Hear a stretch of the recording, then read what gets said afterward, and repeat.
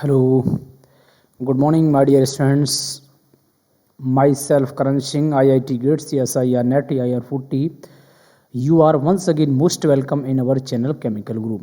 My dear students, अपने इस channel पर class 9 to 10th complete science that physics chemistry biology complete cover up की जाती है CBSE बोर्ड के लिए, और इसके अलावा class 11 12th complete chemistry and chemistry for the higher levels like the BSc, MSc, IIT JAM, IIT GATE, CSIR, NET, IIFR, geo scientist and etcetera. और तो डियर स्टूडेंट्स, इससे पहले क्लास 9th का चैप्टर चल रहा था, चैप्टर नंबर 6 था tissue. उस चैप्टर में मैंने आपको टिश्यू में से इसके 2 पार्ट अपलोड कर दिए थे। अगर अभी तक आपने इसके 2 पार्ट नहीं देखे तो सबसे पहले आप उन 2 पार्ट्स को देख लीजिए, part 1 and part 2। This is the part number 33। तो इसमें पार्ट 2 में हमने उसमें एडिपोज टिश्यू तक कंप्लीट किया था। एडिपोज टिश्यू के बाद बात करते हैं मस्कुलर टिश्यू की। देखो मस्कुलर टिश्यूज़ क्या होते हैं। मस्कुलर टिश्यू की अगर हम बात करें तो मैं कहूँगा कि they have a special contractile proteins responsible for movements. 3 types such है, जैसे कि हम कहें इसमें एक्चुअली क्या होता है, they have special contractile proteins. उनमें क्या होती है, एक टाइप की कॉन्ट्रैक्टाइल प्रोटीन्स होती हैं जो मूवमेंट के लिए रिस्पॉन्सिबल होती हैं। भाई मसल्स में क्या होता है, इजीली मूवमेंट होता है, तो मसल्स में मूवमेंट के लिए जो रिस्पॉन्सिबल होती हैं वो आपके मस्कुलर टिश्यूज़ होते हैं। अब ये 3 टाइप्स के होते हैं। स्ट्रिएटेड मसल्स हम कह सकते हैं, स्केलेटल मसल्स और वॉलंटरी मसल्स। तो देखते हैं एक करके हम। They are cylindrical unbranched and जो हमारे जो स्ट्रिएटेड मसल्स है, ये इन्हीं के 3 नाम हैं। इन्हें हम क्या कह सकते हैं, स्ट्रिएटेड मसल्स, स्केलेटल मसल्स और वॉलंटरी मसल्स। तो देखते हैं कि स्ट्रिएटेड मसल्स, स्केलेटल मसल्स या फिर वॉलंटरी मसल्स क्या होती हैं। They are cylindrical unbranched and multinucleated, they have a dark bands and light bands.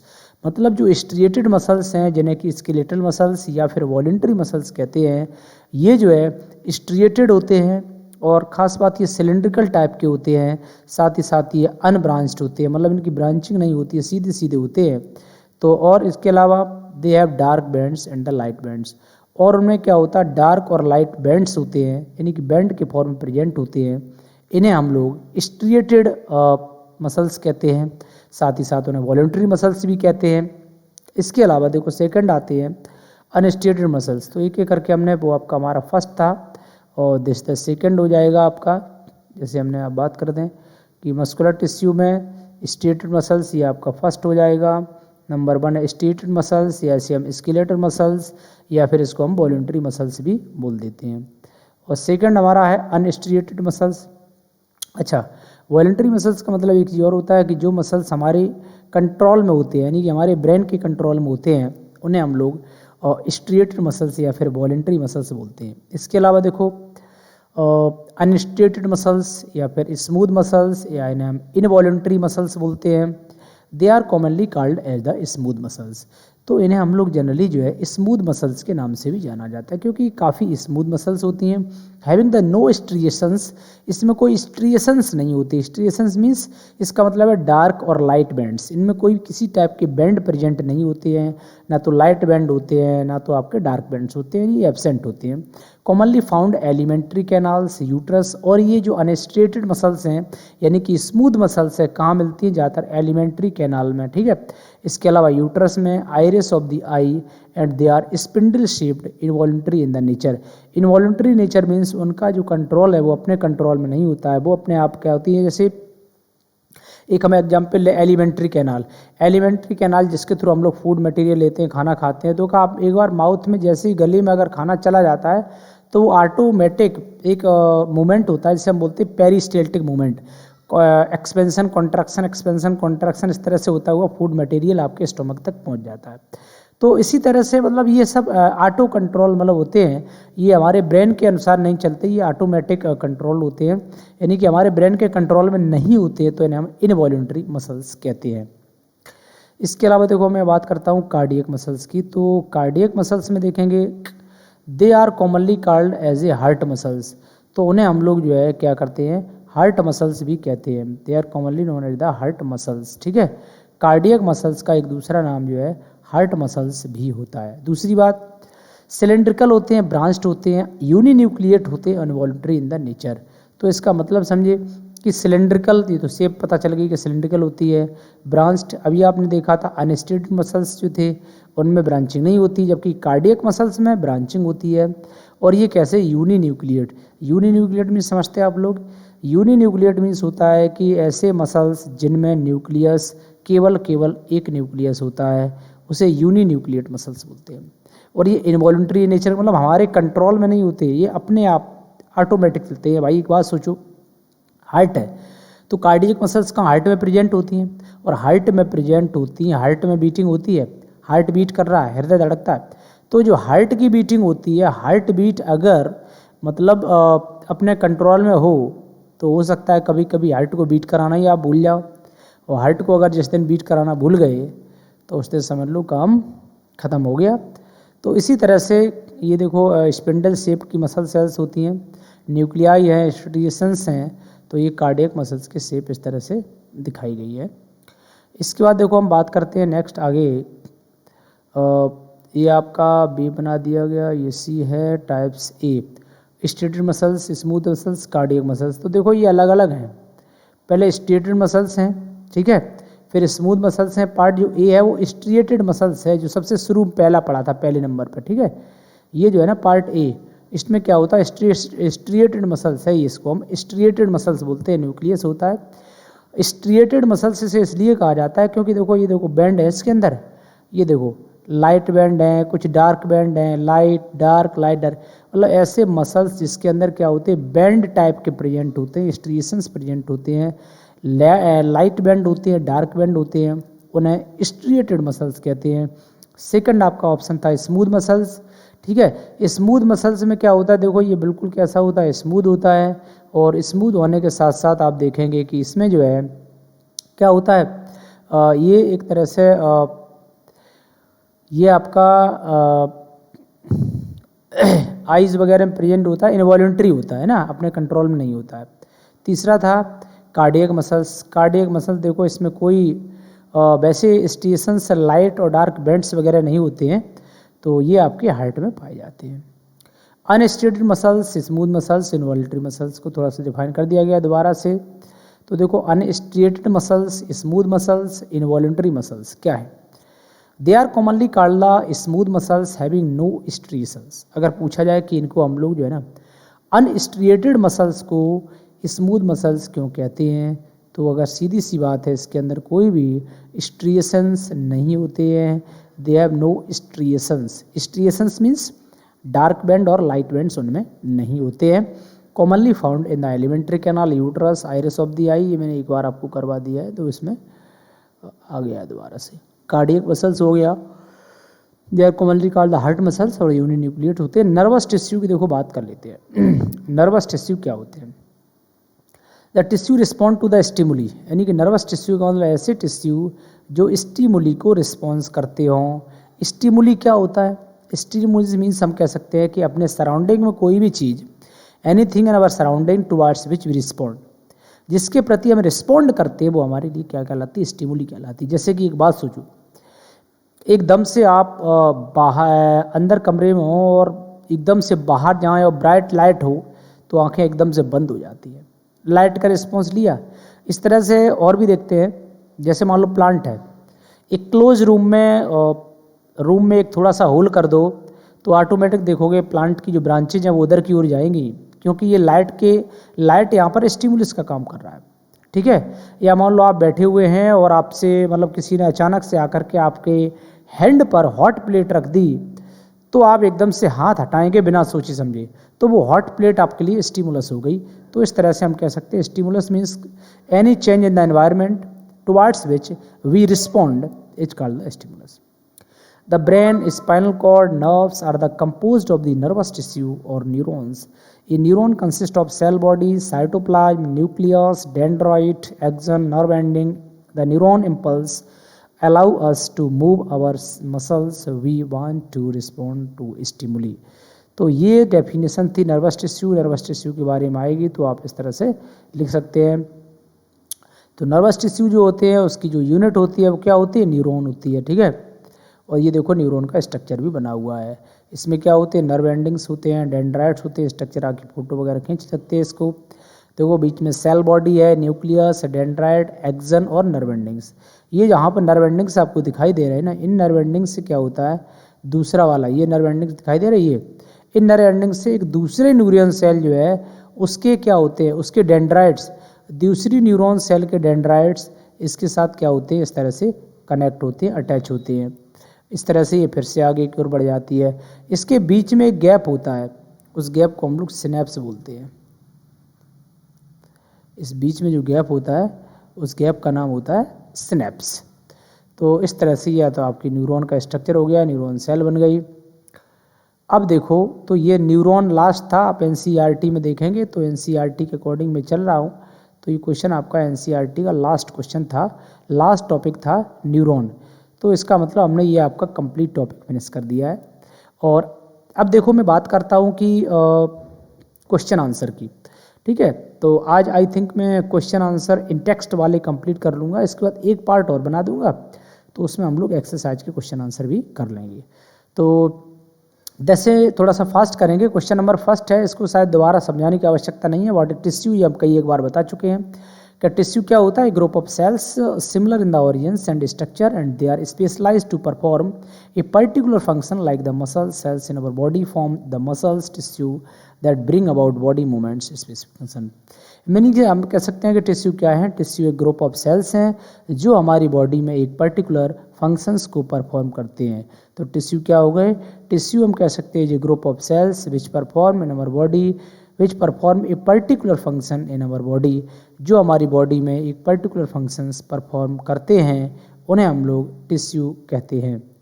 इसके बाद देखो यहाँ बात करते हैं, अगला क्वेश्चन आपके सामने होगा, what is the utility of in tissue in the multicellular organism. Multicellular organism में टिश्यू की क्या यूटिलिटी है? यूटिलिटी का मतलब उसके यूजेस क्या है। मल्टी सेलुलर ऑर्गेनिज्म में टिश्यू के क्या यूटिलिटी है, टिश्यू के यूजेस क्या है?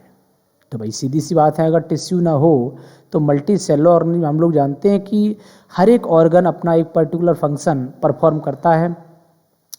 तो यहाँ पर अगर हम देखें कि there are a clear cut division of the liver in the multicellular organism.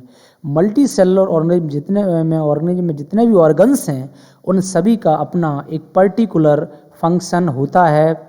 तो वो सब किसके द्वारा? टिश्यू के द्वारा ही होता है। तो हमने कहा कि different parts of body, different parts of body of multi cellular organism perform specific function. Body के डिफरेंट पार्ट हमें पता है कि अलग अलग फंक्शन परफॉर्म करते हैं, क्योंकि हमें पता है जैसे ये हैंड है, इसका काम होता है किसी चीज़ को पकड़ना या फिर लिखना या कुछ भी इससे करना। पैरों का काम होता है चलना, ब्रेन का काम होता है सोचना, हार्ट का काम होता है पंपिंग करना। तो हमारी बॉडी में जितने भी ऑर्गन्स हैं they all have different functions and they all are made up of different types of tissue. तो वो अपने एक पर्टिकुलर टाइप के टिश्यूज़ के मिलकर के बने होते हैं। टिश्यूज़ क्या होते हैं? Tissues are the group of cells. अगर हम फॉर एग्जांपल की बात करें जैसे कि ब्रेन, तो उसमें वही बता दिया गया है कि ब्रेन कंट्रोल करता है बॉडी पार्ट को, तो ब्रेन का अपना अलग काम हो गया। इसी तरह से अगर हम हार्ट की बात करें तो heart pumps the blood. Heart क्या करता है? ब्लड की पंपिंग करता है to the all parts of body. तो सभी बॉडी के सभी पार्ट में उनको पंपिंग करता है। किडनी का काम क्या होता है? Kidney remove the waste material from the body. और किडनी का काफ़ी अच्छा फंक्शन है कि हमारी बॉडी से जो वेस्ट मटेरियल है उसको रिमूव करने का काम करता है। Sense organs collect the information, और सेंस ऑर्गन्स का काम अपना होता है इन्फॉर्मेशन को कलेक्ट करना। और and all these functions would be never possible without information of tissue in the multicellular organism. तो इतने सारे फंक्शंस हम लोगों ने देखे। ये फंक्शंस केवल और केवल तभी पॉसिबल हैं जब हमारे बॉडी में टिश्यू प्रेजेंट हैं। अगर टिश्यू प्रेजेंट ना हो तो मल्टी सेलुलर बॉडी में ये सारे functions they can not be perform easily. Page number 74 पर क्वेश्चन दे रखा है, name the types of simple tissue. और आपको बताया था सिंपल टिश्यू क्या होते हैं। सिंपल टिश्यू 3 प्रकार के होते हैं, ठीक है। कौन कौन से हो गए? पैरेन्काइमा, कोलेनकाइमा और स्क्लेरेन्काइमा। तो अगर आपको याद हो तो हमने थोड़ी थोड़ी इन्फॉर्मेशन सबके बारे में दी थी। पैरेन्काइमा क्या होते हैं? ये लूजली हेल्ड होते हैं, लूजली, और ये जो है ज़्यादातर स्पेस फिलिंग का काम करते हैं। ऐसे पैरेन्काइमा जिनके अंदर अगर मैं कहूँ कि क्लोरोफिल प्रेजेंट हो तो उन्हें हम लोग पैरेन्काइमा को क्या बोल देते हैं, पैरेन्काइमा को क्लोरेन्काइमा बोल देते हैं। इसी तरह से नेक्स्ट आपके होते हैं कोलेनकाइमा, स्क्लेरेन्काइमा। तो ये अलग अलग के फंक्शंस होते हैं। स्क्लेरेन्काइमा काफ़ी हार्ड होते हैं जो कि ज़्यादातर स्टेम को फॉर्म करने का काम करते हैं। Where is the apical meristem found, तो सबको पता है कि एपिकल मेरिस्टम कहाँ बनता है, apex of the growing tips, stems and root. जैसे आपको अगर याद हो थोड़ा बहुत तो मैंने इस तरह से बताया था कि ये जो प्रेजेंट होते हैं कहाँ पर, जैसे हमका ये देखो ये है ग्रोइंग स्टेम, यहाँ पर प्रेजेंट होंगे। और जैसे मान लो कोई रूट्स चली गई, ये देखो रूट्स हैं, तो इस तरह इनके रूट्स में प्रेजेंट होते हैं। तो ये इनकी लोकेशंस होती है जहाँ एपिकल मेरिस्टम्स प्रेजेंट होते हैं। इसके बाद देखो नेक्स्ट हम बात कर लेते हैं कि अगर मैं कहूँ कि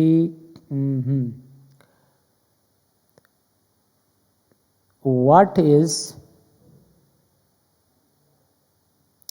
द एपिकल मेरिस्टम फाउंड, ठीक है, वो तो हो गया। Which tissue makes up the husk of the coconut, मतलब कोकोनट के ऊपर आप देखा कवरिंग टाइप की होती है, तो उसको बनाने का काम कौन सा टिश्यू करता है, ये तो आप खुद ही बता सकते हैं। तो स्क्लेरेन्काइमेटस फाइबर्स होते हैं या स्क्लेरेन्काइमेटस टिश्यू होते हैं जो हस्क ऑफ द कोकोनट को बनाने का काम करते हैं।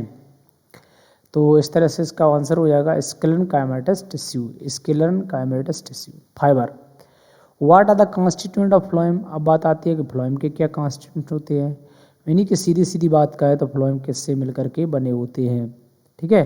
What are the constituents of phloem, the constituent of phloem are the sieve tubes. ये चाहो तो इसको याद कर सकते हो, इंपॉर्टेंट क्वेश्चन है, पूछे जाते हैं कॉन्स्टिट्यूएंट्स ऑफ फ्लोएम, ठीक है।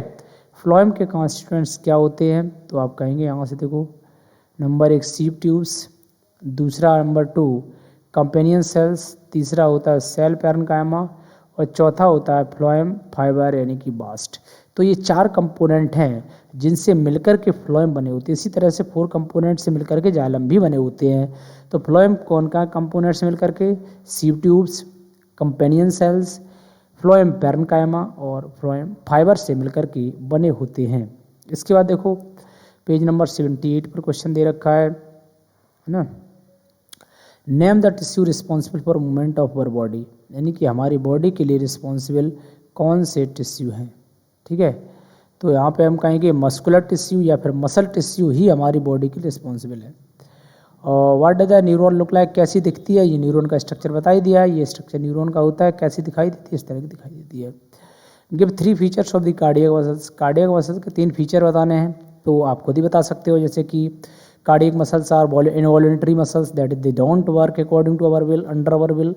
चूँकि कार्डियक मसल्स है वो हमारी इच्छा के अनुसार काम नहीं करती हैं। सेकंड है its cell are cylindrical branched striated and nucleated, और जो कार्डियक मसल्स होते हैं उनके सेल्स कैसे होते हैं, उसके सेल्स सिलिंड्रिकल होते हैं, है ना, ब्रांच्ड होते हैं, और कैसे होते हैं, सिलिंड्रिकल, ब्रांच्ड और स्ट्रिएटेड एंड यूनिन्यूक्लिएट होते हैं।